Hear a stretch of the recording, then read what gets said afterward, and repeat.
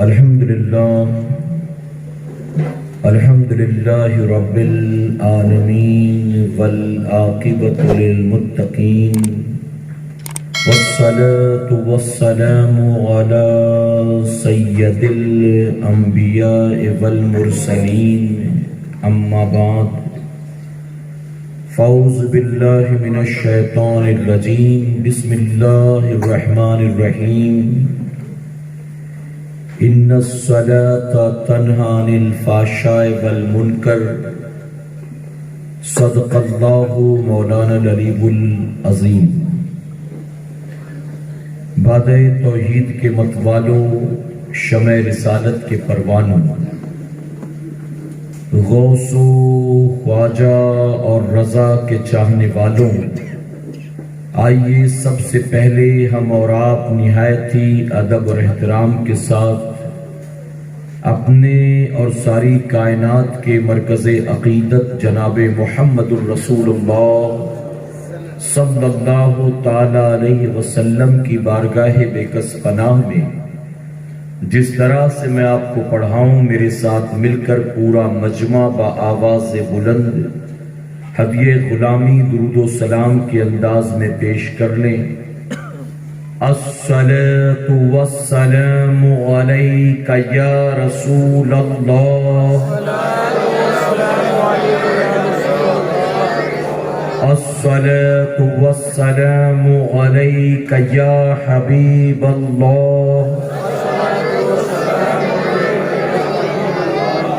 الصلاة والسلام علیک یا نبی اللہ،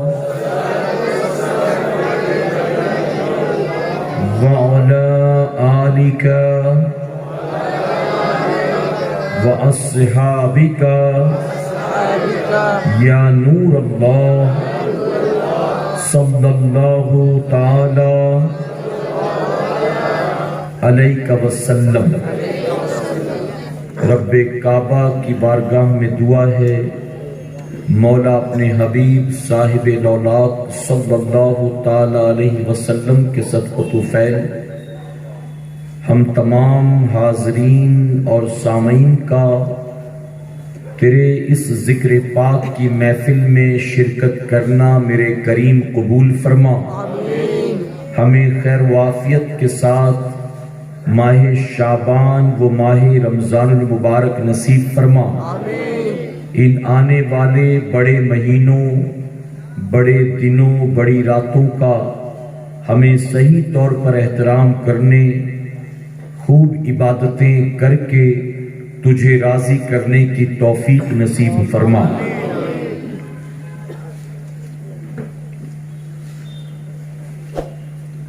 ہو سکے تو لائیے دونوں جہاں میزان میں، ہو سکے تو لائیے دونوں جہاں میزان میں نے ایک سجدہ زمین کربلا سے لے لیا،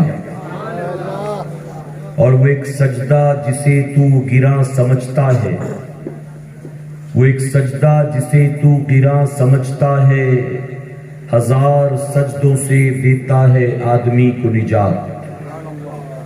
میرے پیارے آقا علیہ الصلوۃ والتسلیم کے پیارے دیوانوں، آپ نے مجھ سے بیشتر رئیس القراء، استاد القراء، عالی جناب قاری ریاض الدین اشرفی صاحب قبلہ سے حضور اکرم صلی اللہ علیہ وسلم کی پیاری پیاری نعتیں سماعت کی۔ اللہ تبارک تعالی ہم تمام کا سننا اور قاری صاحب کا سنانا قبول فرمائے۔ سب سے پہلے میں شکریہ ادا کرنا چاہتا ہوں آپ کی مسجد کے خطیب و امام صاحب کا کہ جنہوں نے اپنے اس علاقے میں سنی دعوت اسلامی کے زیر اہتمام ہونے والے اس اجتماع میں ہماری کافی مدد کی، مکمل طور پر ہمارا تعاون کیا اور ہمیں آپ کے سامنے اللہ اور اس کے رسول صلی اللہ علیہ وسلم کا ذکر پاک بیان کرنے کا موقع فراہم کیا۔ ساتھ ہی قاری صاحب قبلہ کے ساتھ ہمارے ساتھی اشرف بھائی، جاوید بھائی، سیفی بھائی، جو دیگر ٹیم ہے، ان تمام نوجوانوں نے، ان تمام آپ کے علاقے کے غیور مسلمانوں نے اس محفل پاک کو منعقد کرنے میں بہت محنت کی۔ اللہ رب العزت کی بارگاہ میں دعا ہے کہ میرے کریم اس محفل کے سجانے والوں کا سجانا اور اس محفل میں دور دراز سے ہم سب کا آنا قبول فرمائے۔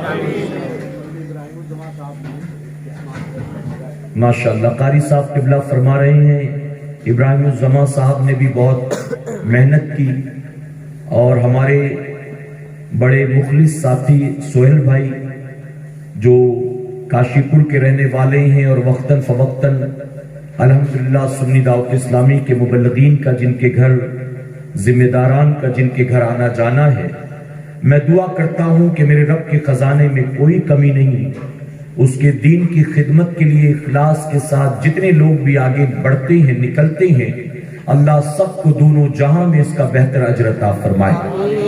میرے پیارے آقا علیہ الصلوۃ والتسلیم کے پیارے دیوانوں، تلاوت کردہ آیت کریمہ کی روشنی میں اپنے شعور کے مطابق چند اہم باتیں آپ کے گوش گزار کروں گا، اس نیت کے ساتھ کہ میں جو کچھ کہوں میرا رب اس پر سب سے پہلے مجھے، اس کے بعد آپ تمام کو عمل کی توفیق عطا فرمائے۔ آیت کریمہ کا مفہوم ہے، بے شک نماز روکتی ہے بے حیائی اور بری بات سے۔ اللہ رب العزت نے قرآن مقدس کے اس آیت کریمہ کے ذریعے نماز کی دو برکتوں کا ذکر فرمایا ہے کہ نماز کا کام ہے بے حیائی اور برائی سے روکنا۔ میں آپ سے سوال پوچھتا ہوں، آپ مجھے بتائیں، یہ نماز بے حیائی اور برائی سے کیا عیسائیوں کو روکے گی؟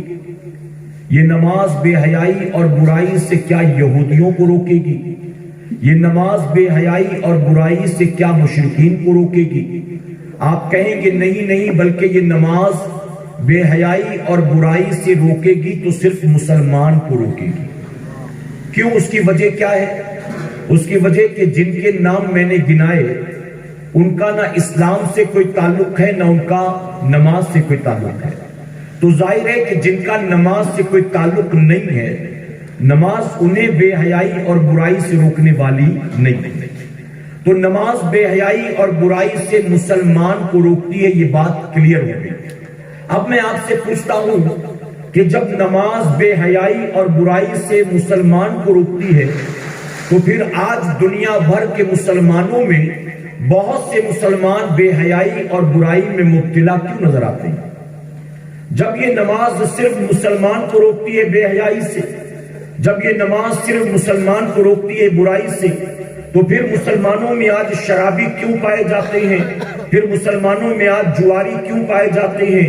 پھر مسلمانوں میں آج سود خور کیوں پائے جاتے ہیں؟ پھر مسلمانوں میں آج سٹے کا نمبر نکالنے والے کیوں پائے جاتے ہیں؟ پھر مسلمانوں میں آج ناچنے گانے والے کیوں پائے جاتے ہیں؟ پھر مسلمانوں میں آج چرس چلم گانجا افیم پینے کھانے والے کیوں پائے جاتے ہیں؟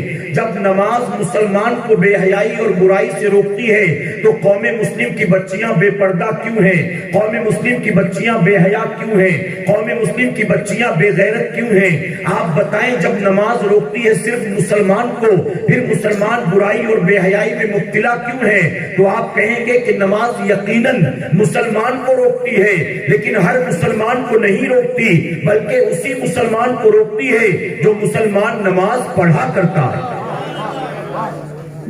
جس مذہب کے ماننے والوں کا نماز سے کوئی تعلق نہیں، نماز کی برکتیں وہاں نظر نہیں آئیں گی، اور جن مسلمانوں کا نماز سے کوئی تعلق نہیں ان کی زندگیوں میں بھی نماز کی برکت نظر نہیں آئے گی۔ نماز کا کام ہے بے حیائی اور برائی سے روکنا، لیکن مسلم معاشرے میں اگر آپ دیکھیں تو مسلم معاشرے میں آپ کو بے حیائی بھی مل جائے گی اور برائی بھی مل جائے گی۔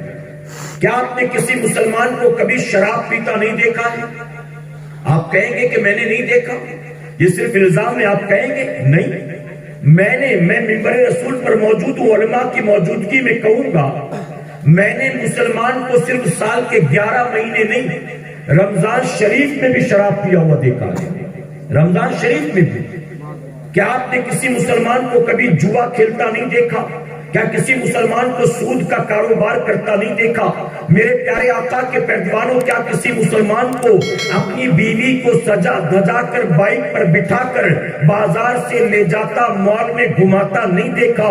ہم نے تو داڑھی والے ٹوپی والے مسلمان کو اپنی برقع پہنی بیوی کو تھیٹر سے نکلتے ہوئے دیکھا ہے، تھیٹر میں جاتا ہوا دیکھا ہے۔ میں کون کون سی برائیاں آپ کو گناؤں اور بتاؤں، بلکہ میں تو ذمہ داری کے ساتھ کہتا ہوں مسلمانوں، ارے جن برائیوں جن گناہوں کی وجہ سے رب تبارک و تعالیٰ نے پوری کی پوری قوم پر عذاب نازل کر دیا، آج اگر وہ برائیاں بھی آپ دیکھنا چاہو، وہ گناہ بھی آپ دیکھنا چاہو کہ جن برائیوں اور گناہوں کی وجہ سے پوری قوم کو صفحہ ہستی سے مٹا دیا گیا، آج مسلمانوں میں وہ برائیاں اور وہ گناہ بھی پائے جاتے ہیں۔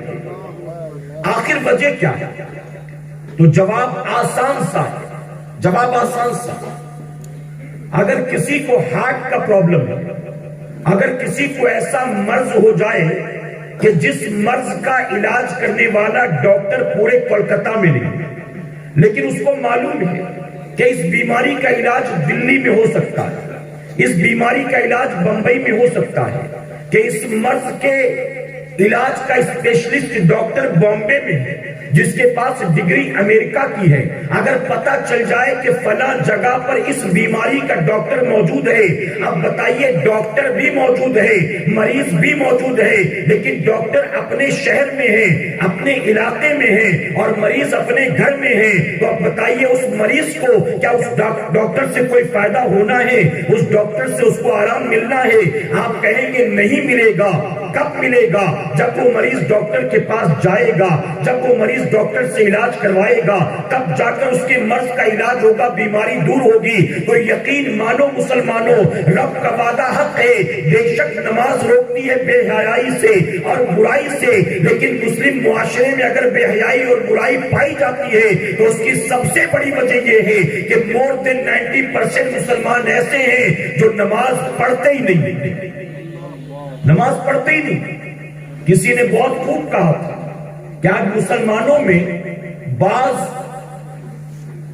8 والے ہیں، بعض 360 والے ہیں، اور بعض صرف کھاٹ والے ہیں۔ یعنی بعض ہیں جو 8 دن میں صرف جمعہ کی نماز پڑھتے ہیں، اور بعض ایسے ہیں جو 360 دن میں صرف عید بقرہ عید کی پڑھتے ہیں، اور بعض ہیں کھاٹ والے، یعنی صرف وہ نماز جنازہ میں شامل ہوتے ہیں۔ اور نماز جنازہ میں بھی آج کل جانتے ہیں لوگ شامل ہوتے ہیں، تو کیوں شامل ہوتے ہیں؟ حضور نے فرمایا یہ ثواب ملے گا، یہ نیکی ملے گی، گناہ کبیرہ معاف ہوں گے۔ نہیں، بلکہ اب تو لوگ نماز جنازہ میں بھی شامل ہوتے ہیں تو یہ کہہ کر کہ 10 منٹ منہ دکھا کے آتا ہوں، نہیں تو اس کو معلوم ہوا کہ میں نہیں آیا تھا تو برا مان جائے۔ غلط نہیں کہہ رہا میری بات۔ اب تو میت میں بھی لوگ جاتے ہیں تو شکایت دور کرنے کے لیے کہ 15 منٹ رک جا، پڑوسی کا انتقال ہو گیا، بس منہ دکھا کے آ جاتا ہوں، بس کاندا لگا کے آ جاتا ہوں، ورنہ اس کے بیٹوں کو معلوم ہوا کہ میں نہیں آیا تو ناراض ہو جائیں گے، اس کا باپ میرا دوست ہوا کرتا تھا۔ یوں شکایت دور کرنے جاتے ہیں۔ تو میرے پیارے آقا علیہ الصلوۃ والتسلیم کے پیغمبروں، نماز کی برکتیں حق ہیں، اللہ کا وعدہ حق ہے۔ اگر چاہتے ہو سوسائٹی سے برائی کا خاتمہ ہو تو اس کے لیے آپ کو کچھ اور نہیں کرنا، آپ اپنی اولاد کو، اپنے آپ کو، اپنے اہل و عیال کو نماز کا پابند بنا دو۔ نماز کا پابند بننا آپ کا کام ہے، اور بے حیائی برائی سے بچانا یہ نماز کا کام ہے، نماز کا کام۔ آپ نے شب معراج ابھی منائی ہوگی نا؟ ہمارے یہاں پرسوں تھی، آپ کے یہاں کب تھی؟ پرسوں ہی نا، پرسوں ہی۔ کل دن میں تاریخ گزری 27، پرسوں رات شب معراج۔ یہ نماز کوئی معمولی چیز ہے آپ بتائیے؟ حضور اکرم صلی اللہ علیہ وسلم نے فرمایا جب تم سفر پر جاؤ تو واپسی میں اپنے گھر والوں کے لیے کوئی نہ کوئی تحفہ ضرور لے کر آیا کرو۔ یہ میرے آقا کا فرمان، اور تحفہ دینا بھی سنت ہے اور تحفہ لینا بھی سنت ہے۔ دونوں باتیں سنی کہ نہیں آپ نے؟ یہاں صرف لینے کے چکر میں بیٹھے رہتے ہیں۔ دینا بھی سنت ہے، لینا بھی سنت ہے میرے بھائی۔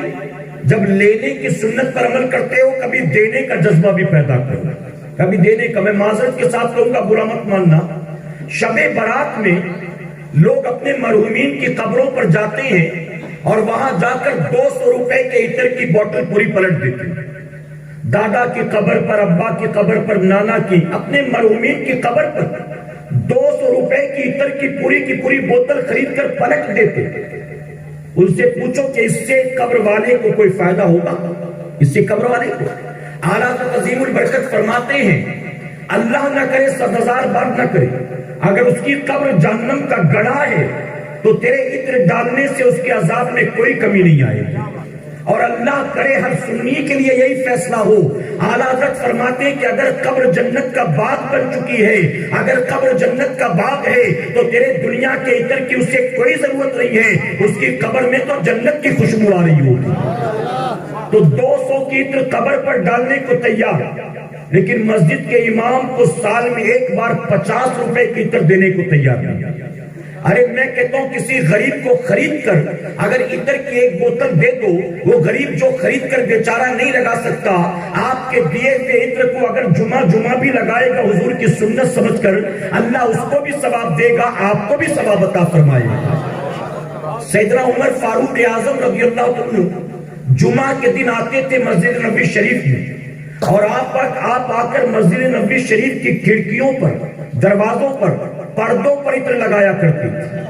کھڑکی، دروازے، پردے پر عطر لگاتے. لوگ کہتے کہ عمر یہ کیوں کرتے؟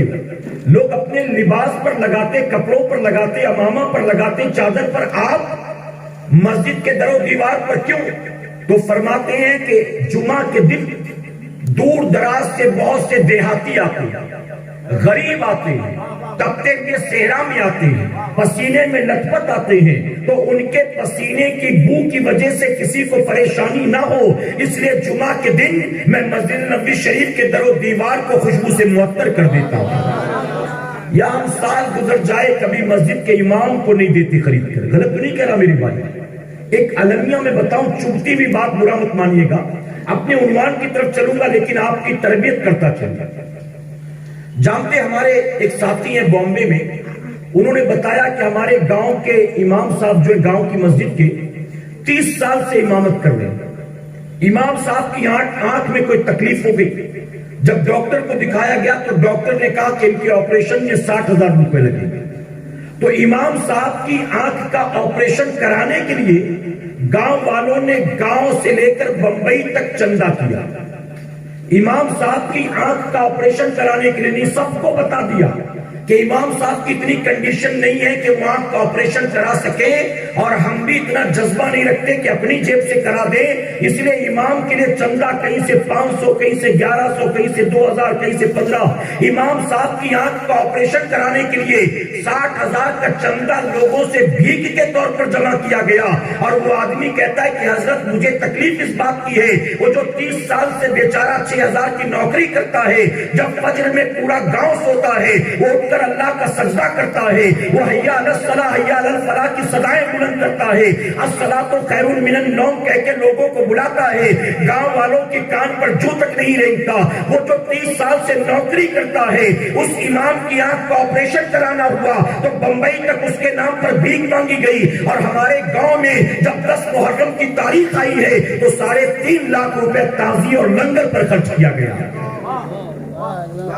آج بتائیے یہ گراؤنڈ ریالٹی ہے کہ نہیں ہے؟ یہ فیکٹ ہے کہ نہیں ہے؟ مسجد میں ایک امام 20 سال سے امامت کرتا، کبھی مسافے میں ہم نے شاید ہی اس کو 10-20 روپے دیے، کبھی مسافہ کرتے وقت شاید ہی ہم نے اس کو 10-20 روپے دیے ہوں، کبھی شاید ہی ہم نے کہا ہو اللہ نے مجھے بڑا نوازا ہے، حضرت آپ کے اس بچے کی اسکول کی فیس آپ نہیں بھریں گے، میں اپنے 4 بچوں کو پڑھاتا ہوں، آپ کے 2 بچوں کی فیس بھی میں ہی بھروں گا، اپنے گھر کی بجلی کا بل، فیکٹری کی بجلی کا بل، دفتر کی بجلی کا بل میں پڑھتا ہوں، آپ کے گھر کا بل کتنا آتا ہوگا؟ میں نے تو ہر جگہ اے سی لگا رکھا ہے، آپ کے یہاں تو چلا کے بھی 2 پنکھے چلتے ہوں گے، آپ کی بجلی بجلی کا بل بھی میں بھر دوں گا.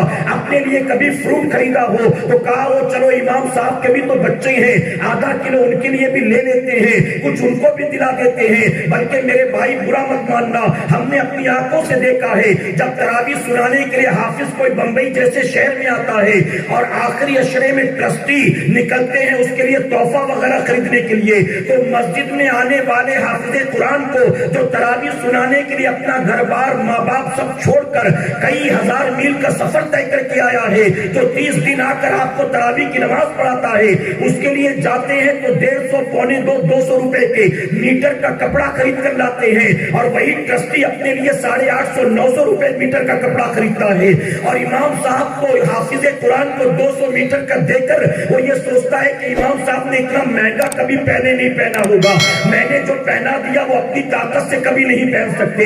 جبکہ میرے آقا نے فرمایا ہے, آقا کی سنت یہ ہے, آقا فرماتے جو اپنے لیے پسند کرو وہی اپنے بھائی کے لیے پسند کرو. اے مسلمانوں, ہم نے اپنے علماء کو کیا دیا, حفاظ اکرام کو کیا دیا, ہم نے مسجد کے امام کو کیا دیا. اور میں معذرت کے ساتھ کہوں گا, جو اصل بات بتانا مقصد ہے, 20 سال سے امامت کرتا ہو, ہم سے اس کی خدمت نہیں ہوتی, لیکن ہمارے علاقے میں اگر کوئی ننگ دھڑنگ آدمی صبح آ کر بیٹھ جائے بازار پر, چوک پر, چوراہے پر, ننگا ہو, جس نے 6 مہینے سے نہایا نہ ہو, ناک بہتی ہو, رال بہتی ہو, دودھ بہتی ہو, اگر وہ آ کر چوک چوراہے پر بیٹھے اور ہاں ہو کے نعرے لگانے لگے تو شام ہونے سے پہلے پہلے ہمارے گھر کی عورتیں اس کو دودھ جلیبی کھلانے پہنچ جائیں گی. سمجھیں گے کوئی بابا آ گئے, کوئی بزرگ آ گئے, اب تو مصیبتیں ٹل جائیں گی, سب اب تو بیڑا پار ہو جائے گا.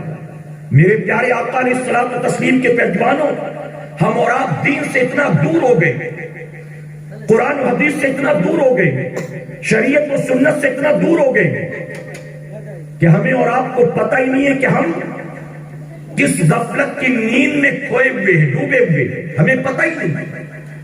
آج معاشرے میں خرابیوں برائیوں کی سب سے بڑی وجہ ہماری اکثریت بے نمازی.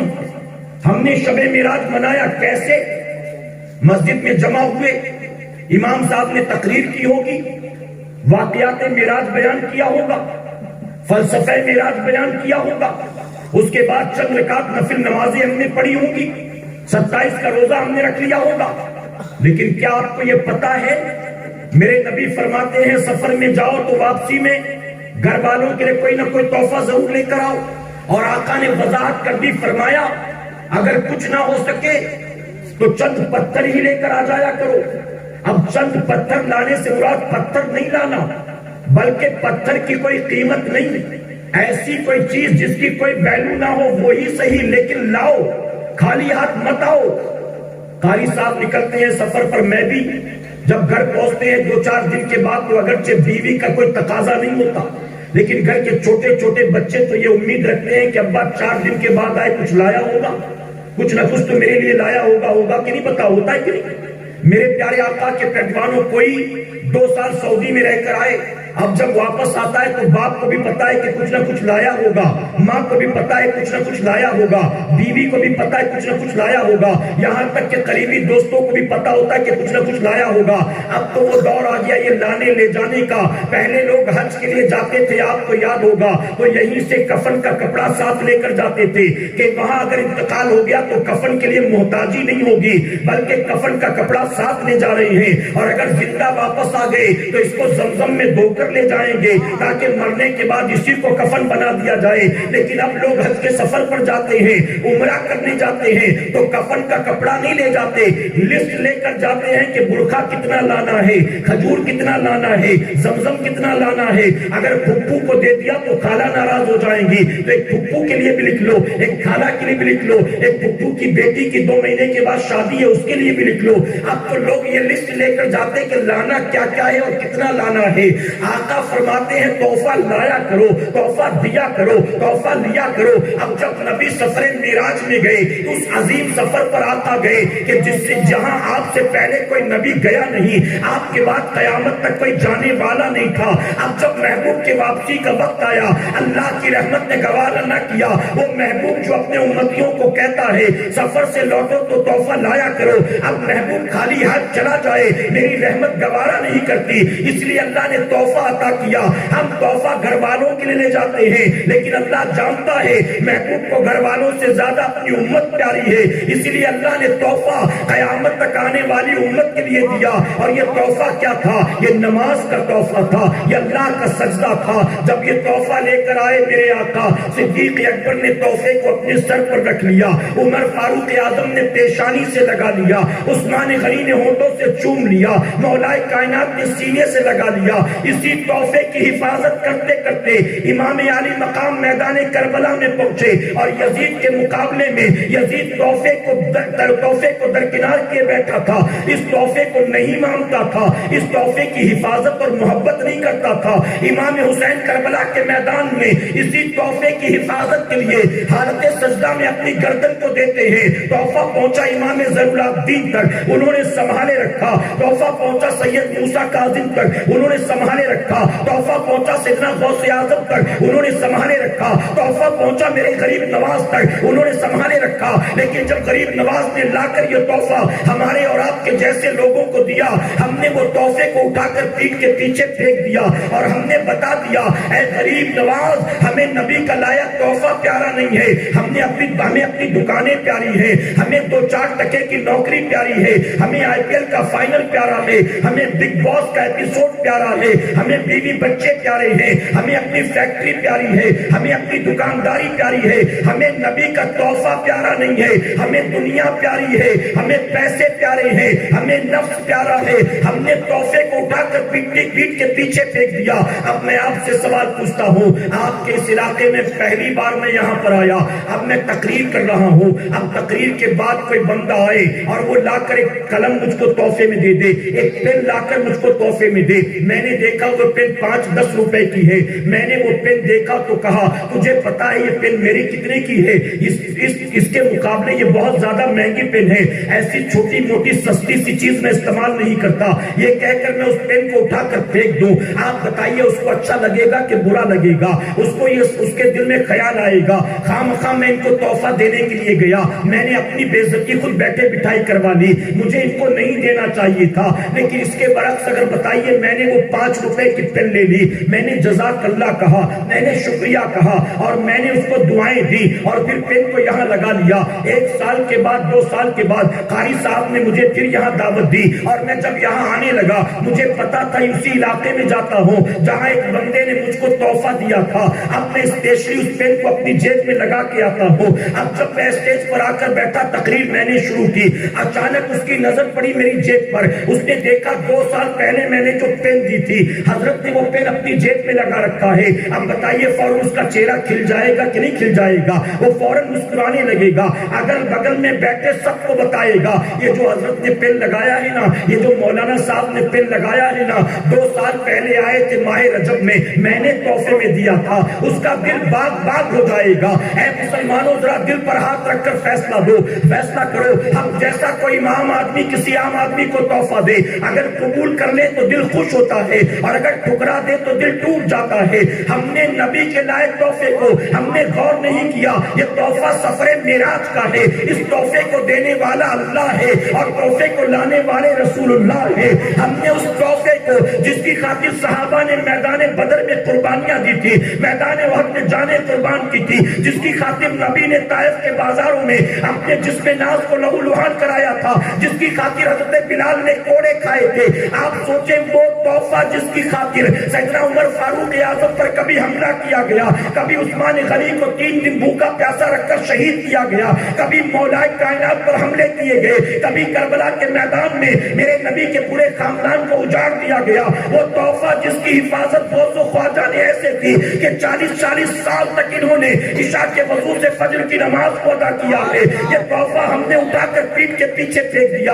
بتاؤ نبی کا لایا تحفہ پیٹ کے پیچھے پھینک کر دنیا میں کبھی کامیاب ہو سکو گے, کبھی عزت دار بن سکو گے؟ بتاؤ کبھی برکت حاصل کر سکو گے؟ کسی اللہ والے نے بہت پیاری بات کہی تھی. اللہ کے ایک برگزیدہ بندے نے کہا اگر ایک مسجد کے آس پاس میں 500 مسلمانوں کے گھر ہوں, ایک مسجد کے اطراف میں 500 گھر ہوں مسلمانوں کے, اور اس مسجد میں نماز فجر میں 50 آدمی بھی جمع نہ ہوتے ہوں, تو اس آبادی کو تباہی بربادی سے کوئی بچا نہیں سکتا ہے, اس آبادی کو بے برکتی سے کوئی بچا نہیں سکتا ہے۔ اے مسلمانوں، آج دنیا کی مصیبتوں نے ہمارے گھر کا راستہ دیکھ رکھا ہے، آج دنیا کی پریشانیوں نے ہمارے گھر کا پتہ ڈھونڈ نکالا ہے، آخر یہ کہاں سے ہے، آخر یہ سب کیسے پہنچ گئے؟ جانتے ہو میرے آقا فرماتے ہیں روزانہ فجر کے وقت میں اللہ کا فرشتہ بندے مومن کی روزی لے کر آتا ہے۔ اب آپ بتائیے فرشتہ روزی کب لاتا ہے؟ 9 بجے نہیں لاتا، 12 بجے نہیں لاتا، شام کو چائے کے ٹائم پہ نہیں آتا، فجر کے وقت میں آتا ہے۔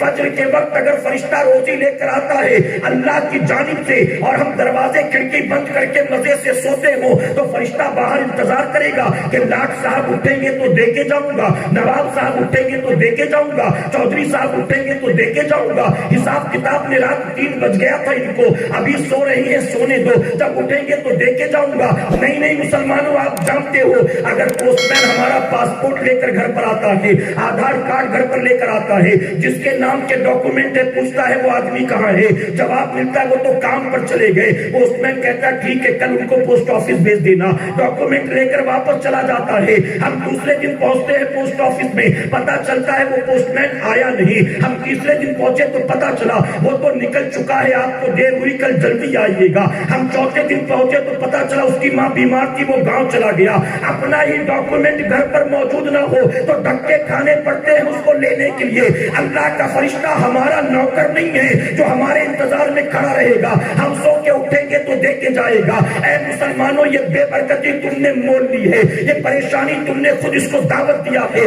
جانتے ہو معراج کے سفر میں میرے نبی نے جو کچھ دیکھا اس میں سے ایک منظر یہ بھی تھا، میرے آقا صلی اللہ علیہ وسلم فرماتے ہیں میں نے دیکھا ایک چٹیل میدان، اس میدان میں بہت سے مرد و عورت کو لٹایا گیا اور فرشتے ان کے سرہانے بڑے بڑے پتھر لے کر کھڑے ہیں۔ آقا فرماتے ابھی میں یہ دیکھ ہی رہا تھا، اچانک فرشتوں نے وہ پتھر ان مرد و عورت کے سر پر مارنا شروع کیا۔ فرماتے سر پر پتھر کا لگنا تھا کہ چیخ نکلی، سر پھٹا، خون کے فوارے نکلے، وہ تڑپے، ہاتھ پیر پٹکا، پتھر لڑک کر ایک طرف چلا گیا۔ فرشتوں نے دوبارہ پتھر کو اٹھایا، پھر ان کے سرہانے آئے، سر کو پہلے کی طرح مکمل برابر کیا گیا، فرشتوں نے دوبارہ پتھر سر پر مارا۔ حضور اکرم صلی اللہ علیہ وسلم فرماتے ایک ایک مرد اور ایک ایک عورت پر کئی مرتبہ یہ عذاب ہو رہا تھا، کئی بار ان کے پتھر سے سر کو پھوڑا جا رہا تھا، مارا جا رہا تھا۔ آقا فرماتے جبرائیل یہ کون لوگ ہیں؟ کس گناہ کی سزا ان کو دی جاتی ہے؟ تو جبرائیل علیہ السلام عرض کرتے ہیں یا رسول اللہ صلی اللہ علیہ وسلم، اے آقا یہ آپ کی امت کے وہ مرد اور وہ عورتیں ہیں جن کو تکیوں سے پیار تھا، اللہ کا سجدہ پیارا نہیں تھا، جن کو بستر کو اچھا لگتا تھا، اللہ کا سجدہ اچھا نہیں لگتا تھا، جن کو نیند تو پیاری تھی، اللہ کی عبادت پیاری نہیں تھی۔ اللہ کا منادی کہتا الصلاۃ خیر من النوم، یہ کروٹ بدل لیتے تھے۔ اللہ کا منادی کہتا حی علی الصلاۃ، حی علی الفلاح، یہ چادر اور تان لیتے تھے، یہ پنکھا تیز کر لیتے تھے، یہ کھڑکی بند کر دیتے تھے، یہ نماز فجر میں غفلت کی نیند میں ڈوبے ہوتے، ان کو نیند پیاری تھی، اللہ کا سجدہ پیارا نہیں تھا۔ اب قیامت تک ان پر یہی عذاب ہوگا کہ ان کے سروں کو یوں ہی پھوڑا جائے گا، سروں کو توڑا جائے گا۔ اے مسلمان ذرا دل پر ہاتھ رکھ کر سوچو، یہ اس کی بات ہو رہی ہے جو 4 وقت پڑھتا تھا، فجر کی نہیں پڑھتا تھا۔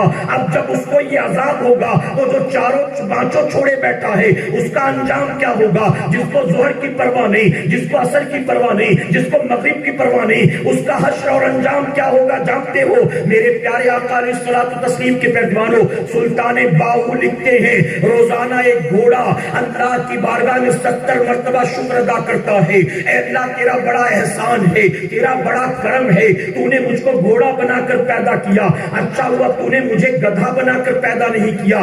آگے فرماتے ہیں ایک گدھا روزانہ دن میں 70 مرتبہ اللہ کا شکر ادا کرتا ہے، اے اللہ میں گدھا ہوں، لوگ مجھے حقارت کی نظر سے دیکھتے ہیں، مجھے کوئی پسند نہیں کرتا، ایک دوسرے کو ذلیل کرنے کے لیے لوگ میرا نام میری مثال دیتے ہیں، لیکن پھر بھی تیرا احسان ہے میں گدھا بن کر پیدا ہوا، اچھا ہوا میں کتا بن کر پیدا نہیں کیا گیا۔ گیا.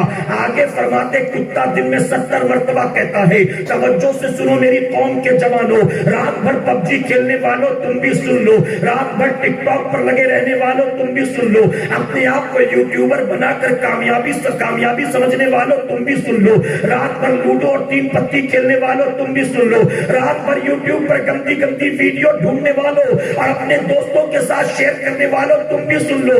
آپ فرماتے ہیں کہ کتا اللہ کی بارگاہ میں عرض کرتا ہے مولا تیرا بے پناہ کرم اور احسان ہے, میں کتا بن کر پیدا ہوا, لوگ مجھے دھتکارتے ہیں, لوگ مجھے مارتے ہیں, میں کوڑے کرکٹ کے ڈھیر پر بڑا بیٹھا رہتا ہوں, گری پڑی چیزیں اٹھا اٹھا کر کھاتا ہوں, لیکن پھر بھی تیرا احسان ہے میں کتا بنا کر پیدا کیا گیا.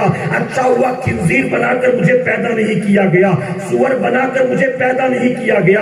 آگے فرماتے ہیں خنزیر دن میں 70 مرتبہ اپنے رب کی بارگاہ میں عرض کرتا ہے اللہ تیرا بے پناہ کرم اور احسان ہے, میں نجس جانور بنا کر پیدا کیا گیا, میں ناپاکی کھانے والا بنا کر پیدا کیا گیا, میں گندگی میں اٹھنے بیٹھنے سونے چلنے پھرنے والا بنا کر پیدا کیا گیا.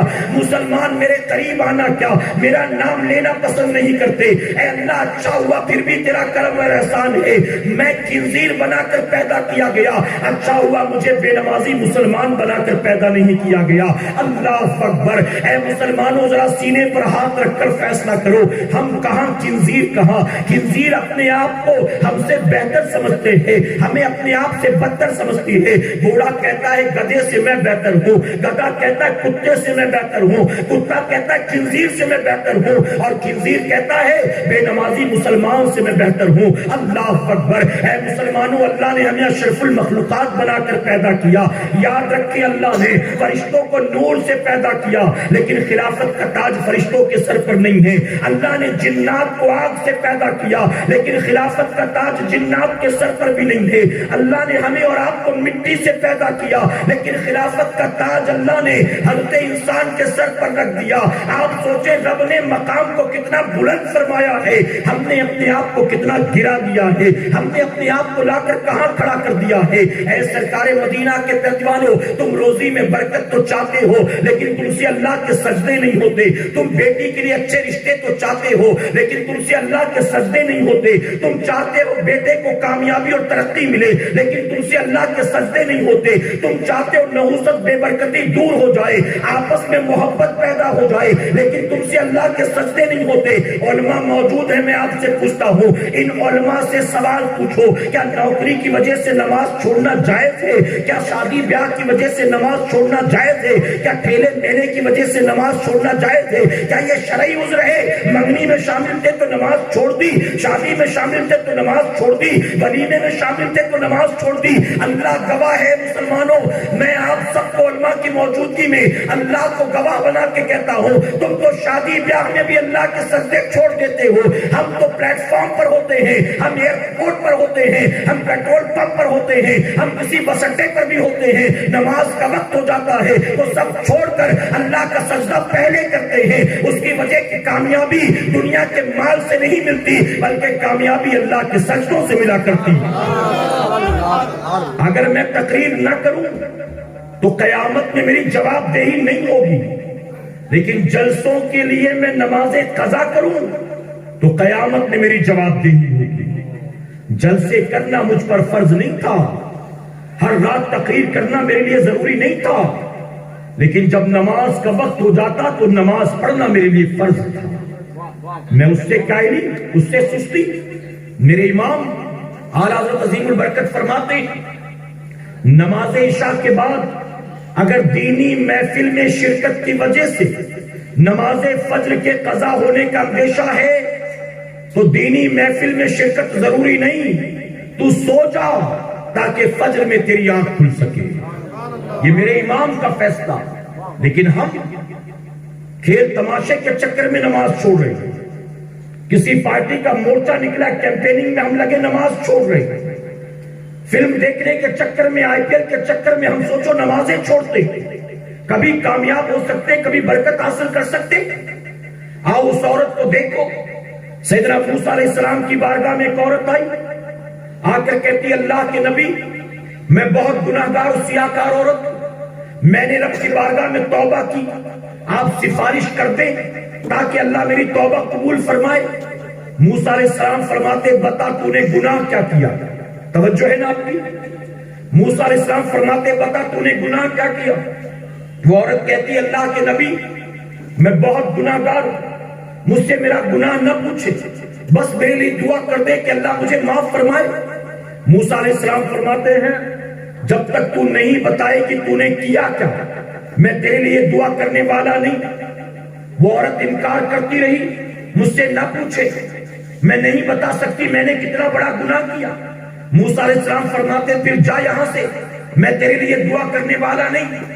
آخر کار مجبوراً اس عورت نے اپنا گناہ گنانا شروع کیا، کہتی اللہ کے نبی میں فلاں آبادی میں رہنے والی، اللہ نے مجھے بہت عزت دی، ہر دیکھنے والا عزت و احترام کی نظر سے مجھے دیکھتا، میری شادی نہیں ہوئی تھی، میں کنواری ہوں۔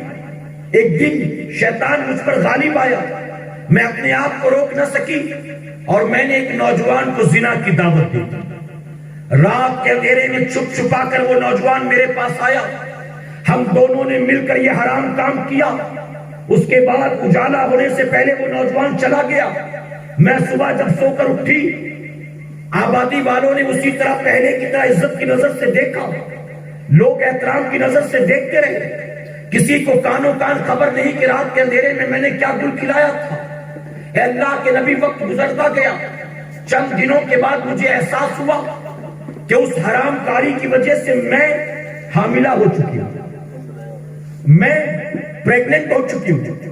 اب میں گھبرا گئی کہ کیا کروں، جو کچھ رات کے اندھیرے میں نے کیا تھا کسی کو پتا نہیں، لیکن اب تو جیسے جیسے وقت گزرے گا میرا پاپ خود ہی ظاہر ہو جائے گا، میرا گناہ خود ہی ظاہر ہو جائے گا، اب میں کیا کروں۔ کہتی میری عقل تو کوئی کام نہ کرتی تھی، لیکن شیطان نے مجھے مشورہ دیا۔ شیطان نے کہا گھبراتی کیوں ہے، کسی کو پتا نہیں تو نے کیا کیا ہے، اس آبادی سے نکل کر کہیں ایسی جگہ چلی جا جہاں تجھے کوئی جانتا نہ، وہاں جا کر اس بچے کو جنم دے اور جب بچہ پیدا ہو جائے تو اسے چھوڑ کر واپس چلی آ، کسی کو کانوں کان خبر بھی نہیں ہوگی تو نے کیا کیا۔ وہ کہتی ہے شیطان کا مشورہ میں نے قبول کیا، میں جنگلوں بیابان میں چلی گئی، وہاں ایک کٹیا میں نے وقت گزارا، 9 مہینے کا عرصہ گزرا، ایک لڑکے کی ایک بیٹے کی ولادت ہوئی، بچہ پیدا ہوا، میں نے سوچا کہ چلو یہ مصیبت مجھ سے دور ہوئی، اب میں واپس چلی جاؤں گی۔ میں نے چلنے کا واپسی کا ارادہ کیا، اچانک خیال آیا کہ میں اگر چلی جاتی ہوں اس بچے کا کیا ہوگا، یہ تو بنا کھائے پیے مر جائے گا۔ اب وہ کہتی ہے میں اس میں پھنس گئی کہ اب کیا کروں سمجھ میں نہیں آتا۔ شیطان نے پھر آ کر مجھ کو مشورہ دیا، شیطان نے کہا زبر خامخواہ میں تو اپنے گلے مصیبت مت باندھ، اگر تو ماں کی محبت میں الجھی تو بدنام ہو کر رہ جائے گی، کسی کو کانوں کان پتا نہیں کہ یہ بچہ تیرا ہے اور تو نے کیا گل کھلایا ہے۔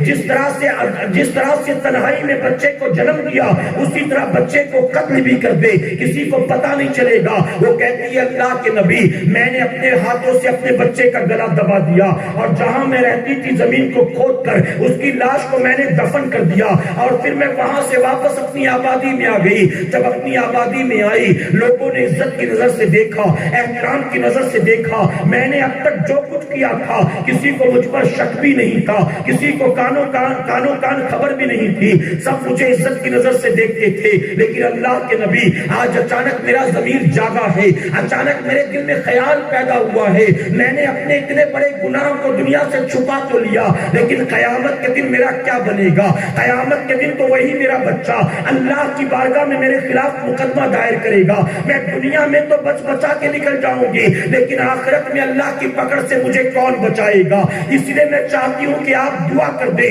اللہ میرے گناہ کو معاف کر دے، اللہ میرے جرم کو معاف کر دے۔ جب موسیٰ علیہ السلام نے یہ سنا آپ نے فوراً اپنے چہرے کو پھیر لیا۔ آپ فرماتے ہیں عورت اس سے پہلے کہ اللہ کا عذاب تجھ پر نازل ہو فوراً میرے گھر سے باہر نکل جا۔ وہ روتی رہی بلکتی رہی، اللہ کے نبی نے فرمایا تو نہیں جائے گی، میں دھکے مار کر تجھے باہر نکال دوں گا، فوراً میرے گھر سے باہر نکل جا۔ وہ روتی بلکتی عورت گھر سے باہر نکل نکلتی ہے. ابھی چند قدم اس کا جانا تھا, تمام فرشتوں کے سردار جبرائیل علیہ السلام آتے ہیں, عرض کرتے ہیں اللہ کے نبی, عورت آپ کے پاس کتنی امیدیں لے کر آئی تھی, آپ نے اس کو یوں ہی واپس بھیج دیا, آپ نے اس کے حق میں آخر دعا کیوں نہیں کی؟ آپ فرماتے ہیں اے جبرائیل کیا تو نے نہیں دیکھا اس عورت نے کتنے بڑے بڑے جرم کیے تھے؟ اول تو زنا کیا, اس کے بعد حرام بچے کو جنم دیا, اس کے بعد بچے کو اپنے ہاتھوں سے قتل کیا, اتنے بڑے بڑے گناہ کر کے بھی چاہتی ہے اللہ اس کو معاف کر دے, اس کا گناہ معافی کے لائق نہیں تھا, اس لیے میں نے اس کو گھر سے باہر نکال دیا.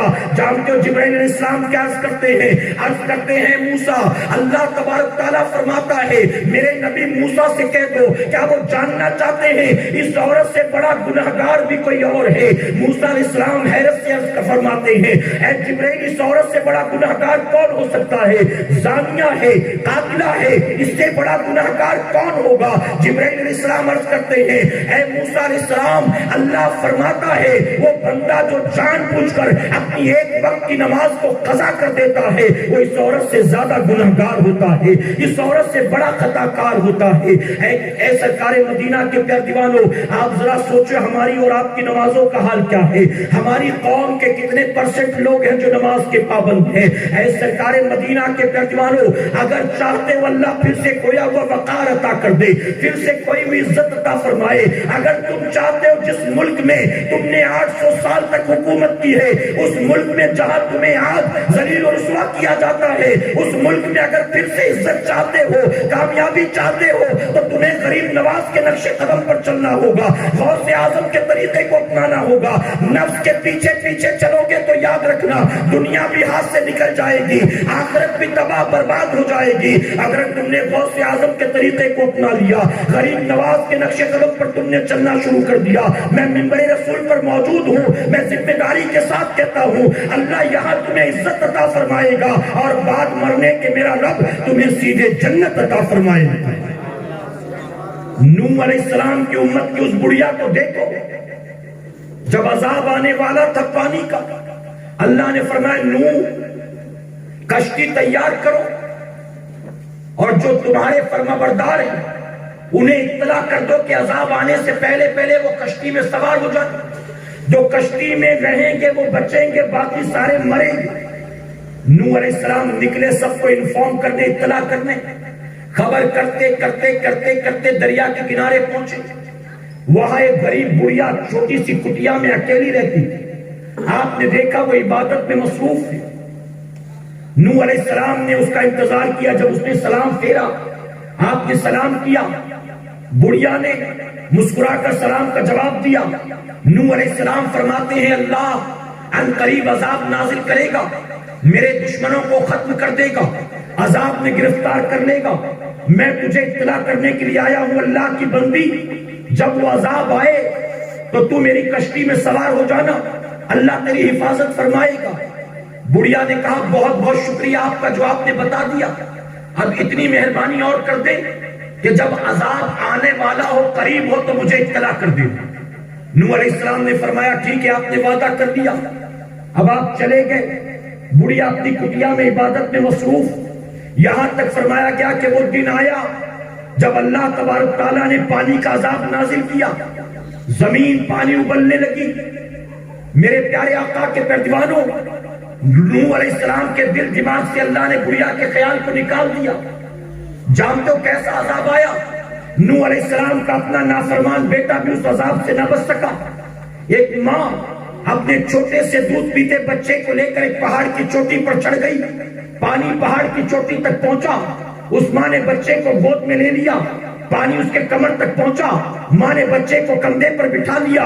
حضور اکرم صلی اللہ علیہ وسلم فرماتے ہیں اگر نوح علیہ السلام کی امت پر جو عذاب آیا تھا اس عذاب سے کوئی بچ سکتا تھا تو اللہ تبارک تعالیٰ نے یقیناً اس دودھ پیتے بچے کو بچا لیا ہوتا, لیکن وہ بچہ بھی بچ نہ سکا. ماں نے بچے کو بچانے کے لیے اپنے کاندھے پر بٹھا لیا. پانی یہاں تک آیا کہ وہ خود بھی ڈوب گئی اور اس کے کاندھے پر بیٹھا اس کا دودھ پیتا بچہ بھی ڈوب گیا.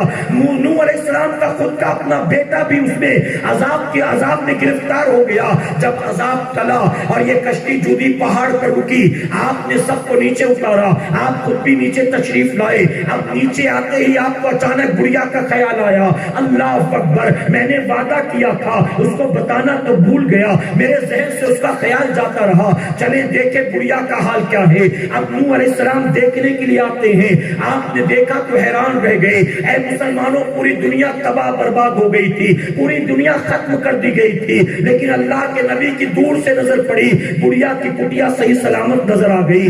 آپ کو وہ مکان دکھائی دیا, رفتار تیز کرتے ہیں, یہ بڑھیا کا مکان کیسے باقی رہ گیا. آپ مکان کے اندر تشریف لے گئے تو آپ نے دیکھا وہ بڑھیا نماز پڑھ رہی تھی. اللہ کے نبی انتظار کرتے رہے. جب بڑھیا نے سلام پھیرا, اللہ کے نبی نوح علیہ السلام نے سلام کیا, بڑھیا نے جواب دیا, اور جواب دینے کے بعد کہتی ہے, اے اللہ کے نبی, کیا عذاب آنے والا ہے, کیا آپ مجھے بتانے آئے ہیں, مجھے اطلاع کرنے آئے ہیں. نوح علیہ السلام فرماتے ہیں, مائی مجھے حیرت ہوتی ہے, ارے عذاب تو آیا اور چلا بھی گیا, کیا تجھے خبر نہیں ہوئی, کیا تجھے پتا بھی نہیں چلا. بڑھیا کہتی ہے, قسم اس رب کی جس نے آپ کو حق نبی بنا کر بھیجا ہے, عذاب کب آیا کب گیا مجھے کیا پتا, میں تو اللہ کی عبادت میں مصروف تھی, اللہ کے سجدوں میں مصروف تھی. اے سرکار مدینہ کے پیروانوں, کیا معلوم ہوا, معلوم ہوا اللہ کی عبادت میں اگر تم لگ جاؤ گے, بڑی سے بڑی مصیبت بھی راستہ بدل دے گی, بڑی سے بڑی پریشانی بھی راستہ بدل دے گی. ایک مثال کے ذریعے میں آپ کو سمجھاؤں گا اور اپنی گفتگو کو آخری مرحلے کی طرف لے چلوں گا, سمیٹنے کی طرف لے چلوں گا. میرے پیارے آقا علیہ الصلوۃ والتسلیم کے پیروانوں, آپ مجھے بتائیں, اگر کہیں آپ 10-12 سال سے نوکری کر رہے ہیں اور اچانک والد صاحب کی طبیعت خراب, آپریشن کے لیے 2 لاکھ روپے ڈاکٹر نے کہا چاہیے. اب آپ بتائیے, جہاں 12-15 سال سے نوکری کرتے ہیں, اپنے مالک سے, اپنے باس سے یہ سب کچھ بتا کر اپنے والد کے علاج کے نام پر قرض مانگیں گے کہ نہیں مانگیں گے, ایڈوانس مانگیں گے کہ نہیں مانگیں گے. آپ کہیں گے میں یہاں نوکری کرتا ہوں, اب یہی مدد کر سکتا ہے. اگر آپ نے اس سے نہیں مانگا, آپ پڑوسی سے مانگنے لگے, آپ کسی اور فیکٹری والے سے, دکان والے سے مانگنے لگے, آپ کے مالک کو پتا چلے گا تو بتائیے اس کو برا نہیں لگے گا کہ دنیا بھر سے مانگتا ہے, مجھے بولا بھی نہیں. سب تو سمجھیں گے کہ میں نے انکار کیا ہے تبھی سب جگہ ہاتھ پھیلانا پڑا. کم سے کم مجھے تو بولنا تھا, میں ضرور تیری مدد کرتا, نہ کرتا تو کہیں اور جاتا, تو میرے پاس آیا کیوں نہیں. عام ہمارے اور آپ کے جیسا مالک انسان اگر اپنے نوکر کو دیکھے کہ کہیں اور ہاتھ پھیلاتا ہے تو ناراض ہو, برا مانے. میں پوچھتا ہوں مسلمانوں, اگر فجر میں آ کر اللہ کا سجدہ کرو گے, ظہر میں آ کر اللہ کا سجدہ کرو گے, کبھی سبحان رب العظیم کہو گے, کبھی سبحان رب الاعلیٰ کہو گے, کبھی الحمدللہ رب العالمین کہو گے, بتاؤ صبح شام جب رب کے سجدے کرو گے اور تمہاری کوئی مصیبت ہوگی, پریشانی ہوگی, ضرورت ہوگی, تو کیا بتاؤ رب کی رحمت گوارا کرے گی کہ صبح شام حمد و ثنا میری کرے, صبح شام سجدہ میرا کرے اور ہاتھ کسی اور چوکٹ پر پھیلائے؟ اللہ کی رحمت گوارا نہیں کرے گی. اس لیے تم عبادت کے پابند بن جاؤ. تمہاری مصیبتوں کو دور کرنا, تمہارے رزق میں برکت دینا, یہ تمہارے پروردگار کا کام ہے. اللہ فرماتا ہے نماز روکتی ہے بے حیائی اور بری بات سے. جانتے ہو کیسے روکتی ہے, یہ مثال بھی لے لو اور اس کے بعد گفتگو کو سمیٹیں. حضرت بایزید بسطامی رحمت اللہ تعالی علیہ ہیں, آپ کی بارگاہ میں کچھ دیہاتی لوگ آئے, بڑے پریشان تھے. اللہ کے ولی نے فرمایا پریشان کیوں ہو, چہرہ افسردہ کیوں؟ ان لوگوں نے کہا حضور بات دراصل یہ ہے, ہمارے گاؤں میں چند دن گزرے, ایک ناچنے والی آئی, ایک رقاصہ آئی, اس نے ایک مکان کرائے پر لیا ہے اور روزانہ شام کو اس کے کوٹھے پر ناچ گانے کی محفل سج جاتی. جب اس کے گھر سے ڈھول کی, گھنگرو کی, طبلے کی آواز آتی ہے تو ہمارے گاؤں کے نوجوان کھچے کھچے اس کے کوٹھے پر چلے جاتے ہیں. ماں روکتی ہے تو بیٹا ڈانٹ دیتا ہے, باپ روکتا ہے تو بیٹا لڑنے لگتا ہے. اے اللہ کے ولی, ہم بڑی امیدیں لے کر آپ کی بارگاہ میں آئے ہیں, ہمیں ڈر ہے اگر وہ عورت ہماری آبادی چھوڑ کر نہ گئی تو کہیں اس کی وجہ سے ہماری آبادی پر اللہ کا عذاب نہ نازل ہو جائے, کہیں اس عورت کی وجہ سے تمام جوان ماں باپ کے باقی وہ غدار نہ بن جائیں, اسی لیے ہم چاہتے ہیں کہ کوئی راستہ نکالیں کہ وہ ہمارا گاؤں چھوڑ کر چلی جائے۔ اب اے مسلمانوں، یہاں ایک بات غور کرنے کی، کل کی تاریخ ہماری وہ تھی کہ اگر کسی ایک گاؤں میں کہیں باہر سے ایک ناچنے والی آ جاتی تو پورا گاؤں پریشان ہو جاتا کہ نکالو اس کو، نکالو اس کو۔ ایک ناچنے گانے والی آ گئی تو چاہتے تھے کہ اس کو باہر نکالو، اس کی وجہ سے آبادی تباہ برباد نہ ہو جائے۔ لیکن آج ہمارا حال کیا ہے؟ آج ہماری پوری آبادی میں ایک ناچنے گانے والی نہیں ہے، آج تو مسلمان کا گھر گھر سنیما گھر بنا ہوا ہے۔ مسلمانوں کی گلیوں سے، مسلمانوں کی بستی سے گزرو، صرف دوپہر کے 12 بجے ڈھول گھنگرو کی آواز نہیں، رات کے 2 بجے بھی فلمی ڈائلاگ اور نغموں کی آواز آتی ہے۔ رات کے 2 بجے بھی ٹی وی چل رہا ہے، عادت پڑ چکی ہے۔ جب تک سیریل دیکھتے نہیں نیند نہیں آتی، جب تک ایپیسوڈ دیکھ نہ لے کھانا ہضم نہیں ہوتا، عادت پڑ چکی ہے۔ حضور اکرم صلی اللہ علیہ وسلم فرماتے ہیں ایک گھر جس سے ناچ گانے کی آواز آتی ہے، اس کے آس پاس موجود 40 گھروں سے اللہ اپنی رحمت کو اٹھا لیتا ہے۔ ایک گھر سے ناچ گانے کی آواز آئے تو 40 گھروں سے رحمت کو اٹھا لیا جائے۔ آج تو ایک گھر سے نہیں، گھر گھر سنیما گھر ہے، ہر گھر سے ڈھول گھنگرو کی، سیریل کی، ڈرامے کی۔ اور اے مسلمانوں، برا مت ماننا، اب تو سیریل دیکھتے دیکھتے ہمارا حال یہ ہو گیا، ہمارے گھروں سے سیریل کی وجہ سے صرف ڈھول گھنگرو کی آواز نہیں آتی بلکہ بھجن کیرتن کی بھی آواز آنے لگ گئی۔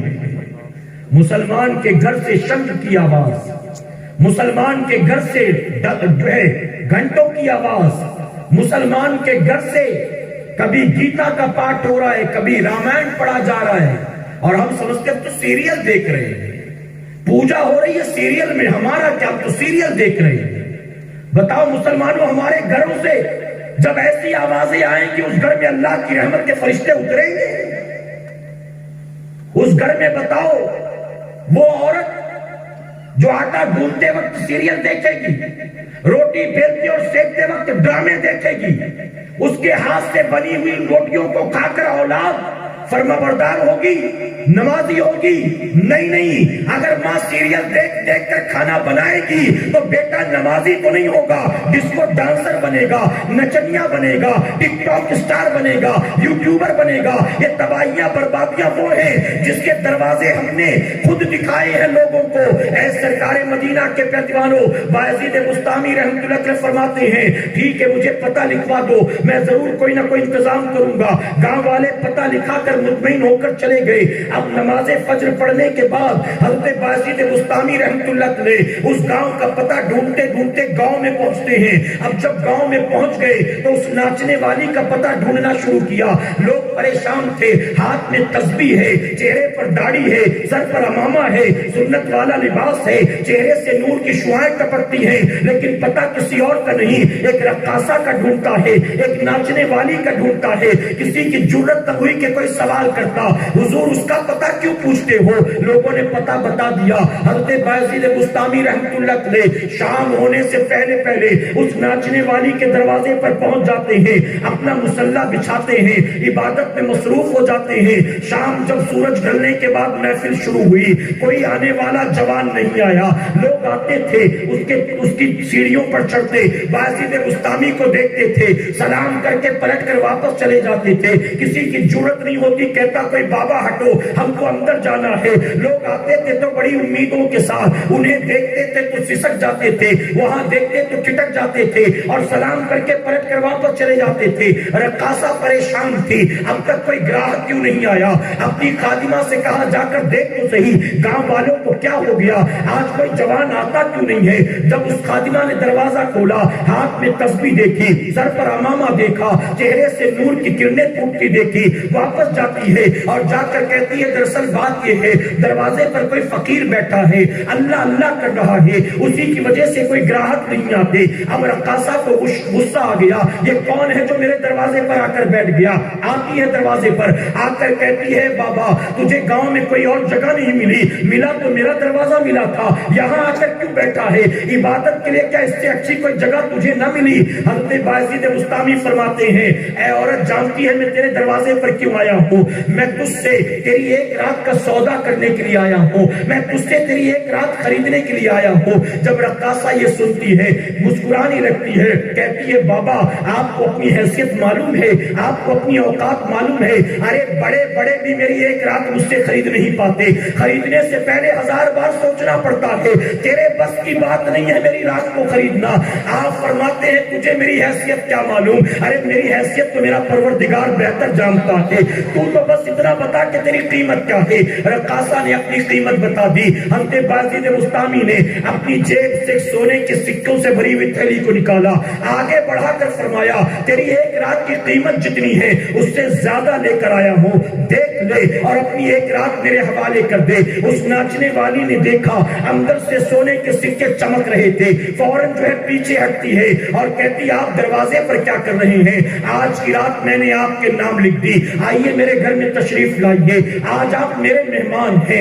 آپ نے اپنے مسلح کو اٹھایا ہے، اپنے بستر کو سامان کو اٹھایا ہے، کمرے میں تشریف لاتے ہیں، ایک جگہ رقاصہ بٹھاتی ہے، ہاتھ باندھ کر ادب سے کھڑی ہو جاتی ہے، کہتی ہے آج کی رات میں نے آپ کے نام لکھ دی، آپ جو کہیں گے میں کرنے کو تیار ہوں، آپ کہیں تو گھنگرو باندھ لوں، آپ کہیں تو ڈھول اور طبلے والے کو بلاؤں، آپ کہیں تو ناچ گانا شروع کیا جائے۔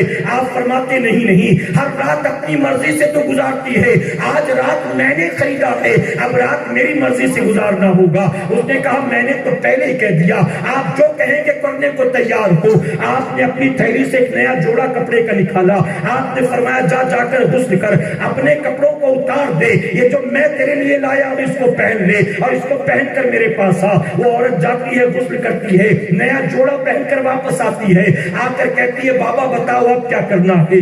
آپ فرماتے اب جا کے وضو کر کے آ، جا اچھی طرح وضو کر کے آ۔ عورت نے کہا بابا چاہتے کیا ہو؟ آپ نے کہا غسل کر نیا جوڑا پہن میں نے پہن لیا، اب کہتے وضو کر لو، آپ چاہتے کیا ہو؟ آپ فرماتے سوال مت کر، تیری قیمت سے زیادہ مال دیا ہے میں نے، جو کہوں گا کرتی جا۔ وہ کہتی ہے شرمندہ ہو کر کے ٹھیک ہے، اگر کہتے ہیں وضو کرنے کے لیے میں کرنے کو تیار ہوں، لیکن بابا مسئلہ یہ ہے اگرچہ میں مسلمان ماں کی کوکھ سے پیدا ہوئی، میرا نام بھی مسلمانوں والا ہے، لیکن مجھے وضو کرنا نہیں آتا، ہمارے دھندے میں کبھی اس کی ضرورت ہی نہیں پڑی، ہمارے لائن میں اس کا کام ہی نہیں ہے۔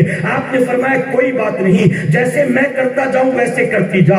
آپ نے وضو کیا اس کے سامنے، دیکھا دیکھی ناچنے والی نے وضو کر لیا، اس کے بعد آپ نے مصلی بچھایا اور بچھا کر کہا اب تو 2 رکعت نماز ادا کر لے۔ اس نے پھر سے گردن کو جھکایا، عرض کرتی ہے بابا جس کو وضو کرنا نہیں آتا اس کو نماز پڑھنا کہاں آتا ہوگا؟ اے میری قوم کے جوانوں میں تم سے بھی پوچھتا ہوں، اگر میں پوچھ بیٹھوں کہ وضو میں کتنی باتیں فرض ہیں تم جواب نہیں دے سکو گے، اگر پوچھوں کہ غسل کن باتوں کی وجہ سے فرض ہوتا ہے، غسل میں کتنی باتیں فرض ہیں تم جواب نہیں دے سکو گے۔ تم جمعہ کی 2 رکعت پڑھنے ہفتے میں 1 بار آتے ہو، لیکن تم سے اگر سوال کر لیا جائے کہ نماز میں کتنے شرائط ہیں، کتنے فرائض ہیں، کتنے واجبات ہیں، تم جواب نہیں دے سکو گے۔ میں پوچھتا ہوں وہ تو ناچنے والی تھی، اس کو نہ وضو آتا تھا نہ نماز آتی تھی، آخر مسلمان تجھے کیا ہو گیا؟ تجھے یہ نماز و وضو اور غسل کیوں نہیں آتا؟ میرے آقا فرماتے ہیں جنت کی کنجی نماز ہے اور نماز کی کنجی طہارت ہے۔ اب بتائیے جس کا غسل صحیح نہیں، جس کا وضو صحیح نہیں، وہ جمعہ کے 2 رکعت پڑھ بھی لے اللہ قبول فرمائے گا؟ اللہ قبول کرے گا؟ رقاصہ نے کہا مجھے نماز پڑھنا نہیں آتا۔ آپ نے فرمایا کوئی بات نہیں، جیسا میں کرتا جاؤں ویسے کرتی جا۔ آپ اس کے آگے کھڑے ہو گئے، آپ نے اللہ اکبر کہا، ہاتھ باندھا، دیکھا دیکھی ناچنے والی نے بھی ہاتھ اٹھایا اور باندھ لیا۔ اب آپ نے قرآن کی تلاوت کرنی شروع کی، وہ پیچھے کھڑے کھڑے قرآن کی تلاوت سن رہی ہے، اللہ اکبر کہہ کے رکوع میں گئے، وہ بھی آپ کے پیچھے رکوع میں چلی گئی، آپ رکوع سے اٹھے، اللہ اکبر کہتے ہوئے سجدے میں گئے۔ اب سجدے میں آپ کا جانا تھا، وہ ناچنے والی بھی سجدے میں جاتی ہے، اپنی پیشانی کو زمین پر رکھتی ہے، ابھی اس نے سر رکھا تھا، حضرت بایزید بستامی کی آنکھوں سے آنسو نکل اٹھا، روتے روتے حالت سجدہ میں عرض کرتے ہیں اللہ تو نے بایزید کو جتنی طاقت دی تھی، بایزید نے اپنا کام کر دیا، تیری بندی کی پیشانی کو یہاں تک لانا بایزید کا کام تھا، اب اس کے آگے اس کو سنبھالنا تیری رحمتوں کا کام ہے۔ اے اللہ اگر یہ آج یہاں سے خالی لوٹ گئی پھر یہاں تک کبھی دوبارہ نہ ہو سکے گی، اے اللہ تو اس کو سنبھال لے۔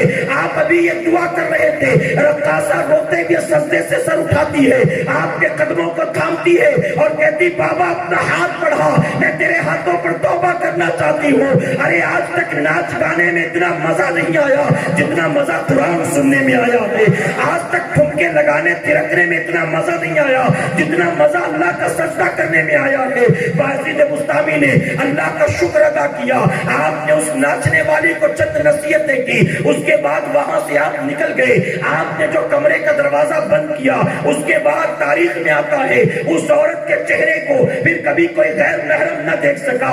ارے جو کل تک ناچنے والی تھی، اللہ نے ایسی توبہ کی برکت سے اسے مالا مال کیا کہ موت آنے سے پہلے وہی اللہ والیوں میں مشہور ہو گئی ہے۔ لوگ اس کے وسیلے سے دعائیں کرتے تھے، لوگ اس کے پاس دعا کی سفارش کرتے تھے۔ اے مسلمانوں اس دن جو اس نے دروازہ بند کیا تو پھر وہ دروازہ اس کے کوٹھے کا اس کے جنازے کو باہر نکالنے کے لیے کھولا گیا ہے۔ اللہ کا وعدہ حق ہے، بے شک نماز روکتی ہے بے حیائی سے، بے شک نماز روکتی ہے برائی سے۔ اگر تم چاہتے ہو سوسائٹی سے برائی اور بے حیائی کا خاتمہ ہو، تمہیں کچھ اور نہیں کرنا، اپنے آپ کو نماز کا پابند بناؤ، اپنی بیوی کو نماز کی تاکید کرو، اگر بچے نہیں پڑھتے تو مار کر نمازی بناؤ۔ اگر تم نے یہ کام نہیں کیا تو یاد رکھنا تمہارے مرنے کے بعد تمہاری اولاد تمہاری قبر پر فاتحہ پڑھنے کے لائق بھی نہیں ہوگی، تمہارے مرنے کے بعد پورا محلہ آ کر تمہاری نماز جنازہ پڑھے گا اور تمہارا بیٹا تمہاری نماز جنازہ کے لائق بھی نہیں ہوگا۔ میرے نبی فرماتے ہیں اے اللہ اس گھر کو ہرا بھرا رکھ، اس گھر کو ہرا بھرا رکھ، اس گھر کو ہرا بھرا رکھ جس گھر میں رات کے اندھیرے میں اٹھ کر تیرا بندہ تیرا سجدہ کرتا ہے، اس کے بعد اپنی بیوی کو تیرے سجدے کے لیے جگایا کرتا ہے۔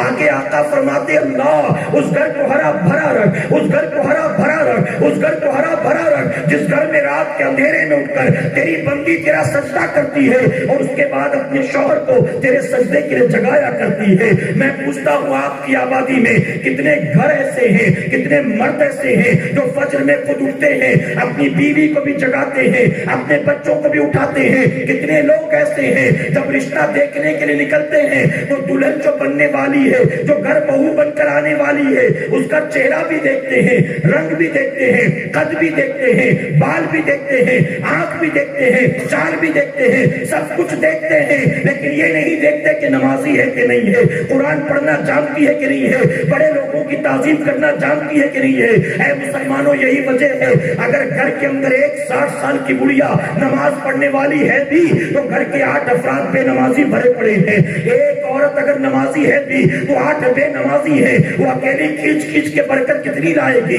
8 نحوست والے تو اسی گھر میں موجود ہیں۔ اگر چاہتے ہو تباہی بربادی دور ہو، اگر چاہتے ہو اللہ عزت دے، اگر چاہتے ہو اللہ کامیابی دے، اگر چاہتے ہو اللہ کویا وقار عطا کرے، اگر چاہتے ہو اولاد گناہ کے راستے سے ہٹ کر نیکی کے راستے پر چل پڑے، ہمارے لیے صدقہ جاریہ بن سکے، اپنے آپ کو نمازی بناؤ اور اپنے بیوی بچوں کو نماز کی تاکید کرو۔ معراج کے تحفے کو دل میں جگا دو، کہ انشاءاللہ یہ پیٹھ کے پیچھے پھینکنے والی چیز نہیں، اسے دل میں جگا دو، دل میں۔ اللہ اپنے محبوب پاک کے صدقہ تو فیل ہمیں آپ کو سب کو کہنے سننے سے زیادہ عمل کرنے کی توفیق عطا فرمائے۔ درمیان گفتگو مجھ سے جانے انجانے میں کوئی غلطی خامی رہ گئی، آپ سب کو گواہ بنا کر سچے دل سے توبہ کرتا ہوں، رب میری توبہ قبول فرمائے اور ہماری اس محفل پاک کو میرا کریم قیامت میں ہمارے لیے، ہمارے والدین کے لیے بخشش اور نجات کا ذریعہ بنائے۔ وما علینا الا البلاغ۔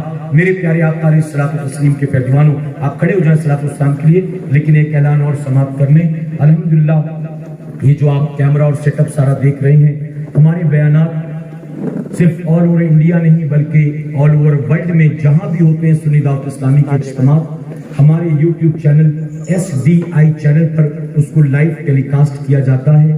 آج میں فقیر یہاں تھا، ہمارے امیر کرناٹک بیدر میں تھے، بلبل باغ مدینہ مرکز پر تھے، یہ سارے پروگرامز لائیو ہو رہے تھے SDI چینل پر۔ میری گزارش ہے آپ یوٹیوب پر جا کر SDI چینل، یہ شارٹ فارم ہے سنی دعوت اسلامی کا، اس چینل کو ضرور سبسکرائب کر لیں اور آئندہ جتنے بھی پروگرامز ہوں اس کی نوٹیفیکیشن آپ کو ملتی رہے، اس کے لیے بیل آئیکن وہاں پر ہے، بیل کا گھنٹی کا نشان ہے، اس کو کلک کر لیں، ساتھ ہی لائک بھی کریں، کمنٹ بھی کریں اور زیادہ سے زیادہ شیئر کرنے کی بھی کوشش کریں۔ ہم جو یہاں پر موجود ہیں آپ کے علاقے میں، الحمدللہ ویسٹ بنگال کا پہلا ایک روزہ سالانہ سنی اجتماع پسکوڑا کی سرزمین پر ایسٹ مدینہ پور میں ہونے والا ہے۔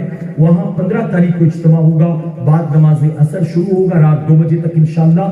وہ اجتماع بھی آپ اگر یہاں سے آئے، ہمارے بہت سارے ساتھی آنے والے الحمدللہ قافلے کی شکل میں، اگر آپ وہاں آئے تو الحمدللہ نہیں آ سکیں گے، اگر کوئی مجبوری ہے تو آپ ہمارے یوٹیوب چینل پر لائیو اس اجتماع میں شامل ہو سکتے ہیں۔ آپ نے قاری ریاض الدین صاحب کو آج یہاں سنا، وہاں انشاءاللہ مفتی زبیر احمد صاحب قبلہ مصباحی برکاتی بھی آ رہی ہیں جو آپ کے سوالات کے جواب دیں گے۔ ساتھ ہی انشاءاللہ امیر سنی دعوت اسلامی عطائے حضور مفتی اعظم حافظ قاری مولانا محمد شاکر نوری صاحب قبلہ بھی تشریف لانے والے ہیں، اور میرے پیارے آقا علیہ الصلوۃ والتسلیم کے پیروانوں، اولاد غوث اعظم علی جناب سید امین القادری صاحب قبلہ بھی تشریف لانے والے ہیں۔ تو یہ سارے مہمان ہوں گے اس پہلے ایک روزہ اجتماع میں۔ عصر کے بعد تربیت کا سلسلہ شروع ہوگا۔ میری درخواست ہے آپ ضرور پہنچنے کی کوشش کریں قافلے کی شکل میں۔ ہمارے جو یہاں کے ساتھی ہیں ان سے مکمل پتہ آپ حاصل کر سکتے ہیں، سید بھائی ہمارے ذمہ دار ہیں، آپ ان سے رابطہ کر کے پتہ حاصل کر سکتے ہیں، اور جو نہ آ سکیں یوٹیوب کے ذریعے ہمارے اس اجتماع میں وہ شامل ہو سکتے ہیں۔